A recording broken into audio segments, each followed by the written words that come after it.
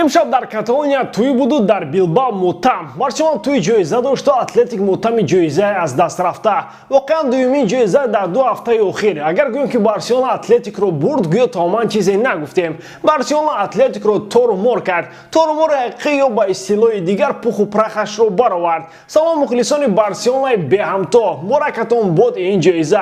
جایزه درینتیزور دسته دوست داشته‌مان. جام شاهانه. بارسلونا اخیراً این موسم اولین جایزه خود رو با دست آورد و اکنون میتوان آرامک هوش و گوش خود رو با لالیگا بند کرد. یک زور دیگر و گفت اون مردک دیدی که لالیگا هم بالای سر سوربونی دسته پیدا شد. واقعا نخستین جایزه لاپورتا بعد انتخاب شدنش با مسند پرزیدنتی میباشد و او رو نیز باید به این غلبه مبارکباد گفت. حاضر در این باره مفصل‌تر گپ میزنیم. در یک اونجا باز روشنیت ما باشد سر میکنیم.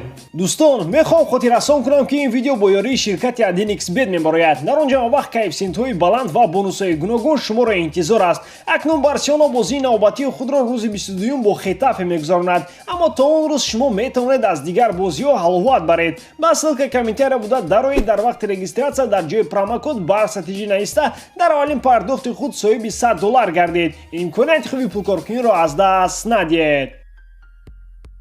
ولی اگر شما زید نباشید کم ترک درباره بازی بگوییم، زیرا این غلبه هم تو به دست نآمد. آن را با زحمت زیاد و گفتی گپا با عرق جبین به دست آوردن. حیات که بارسا امشب چنین بود. پیشتاز باید بگوییم که کمان در این بازی با 3 محافظتگر مرکزی بازی کرد. همگی یک روز پیش متخصص گلندی معاینه میکرد که بر مقابل اتلتیک با کدام شکل بازی کند و اخیرا سر آن همین سخما قرار گرفت. مارک اندره تر شتگن در دروازه، سگانه خط محافظت را کلیمان لنگله، ژرار پیکه و اسکار مینگز تشکیل کردند.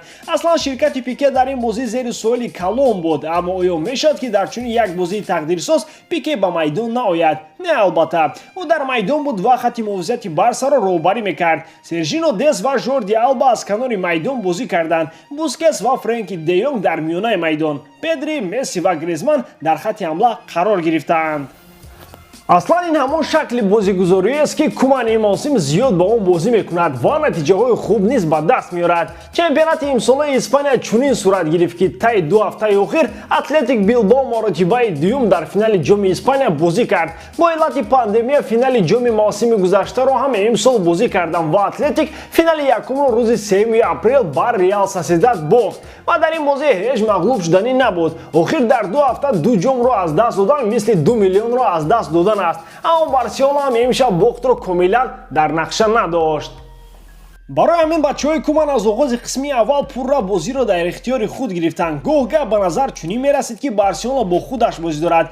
نظارت وقتی بازی گو تا 80 بر 20 بود. مسی، گریزمان و دیونگ در این قسمت دروازه اونا سیمون رو سخت بمباران کردند، اما هرگاه یا او سیفی اولی میکرد یا با جای پاولوچوبی دروازه بازی میکرد که توپ هیچ نکی وارد چارچوبه شود.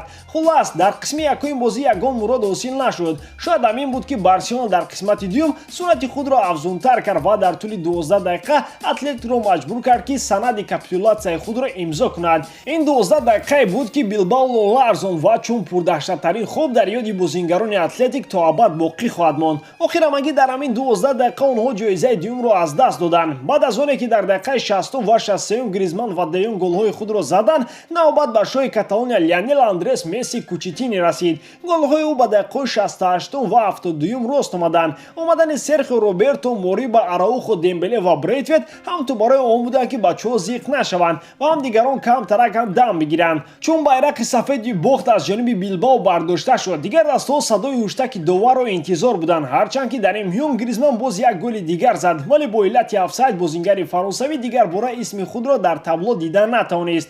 ولی همین 4 گل هم کافی بود که بارسلونا بار 31 این جام را مال خود کند.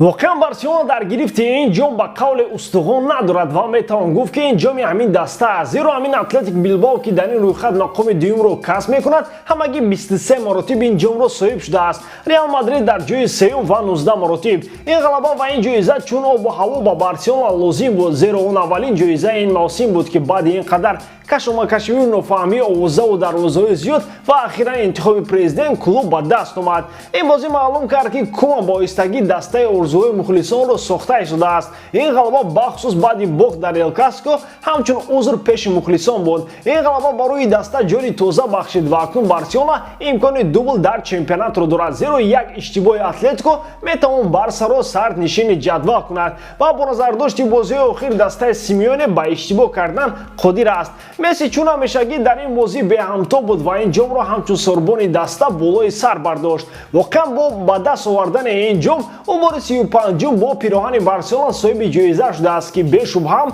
барои Барселона ва ҳам барои Месси хеле хушбахтист. Дар суҳбати баъдӣ бозингари бразилӣ шодию хурсандии худро дар гирифтани ин ҷоиза пинҳон накарда гуфтааст, ки ман ҷоизаи вежаро болои сар мебардорам, яъне он бароям хеле азиз аст. Аз ҳолати равонии Месси пай бурдан душвор нест, ки ӯ мехоҳад маҳз бо Барселона чунин ҷоизаҳоро ба даст биёрад ва ҳамин ҷом барои Роналд Куман низ хеле зарур буд, зеро гирифти он ба чанд савол ҷавоб хоҳад гуфт. Фикр дорам шумо моро фаҳмидед ва дар чунин як рӯзи шодӣ варақгардон кардани саҳифаи нави китоби кӯҳна ҳоҷат нест. Лапорта низ акнун метавонад андаке ои сабук кашад. Охир баъди бозгашт ба курсии президентӣ ин аввалин ҷоми ӯст ва умедворем, ки охирин набошад, зеро аз рӯи нақшаҳои Барселона ин тобисон ҳаёти худро қавӣ карда мавсими оянда барои гирифтани ҷоизаҳои дигар аз ҷумла Лигаи Чемпионҳо омодагӣ хоҳанд гирифт.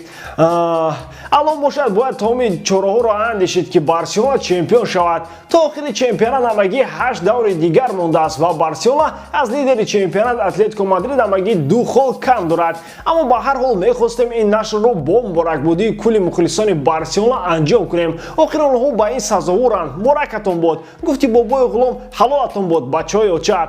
Дар ҳамон ҳолат Барселонаро дӯст доред ва канали Барса TG-ро дастгирӣ кунед. Дастгирии шумо, пешравии мо. Бо шумо буд Муҳаммад Гаируф. Хай дар паноҳи Аллоҳ.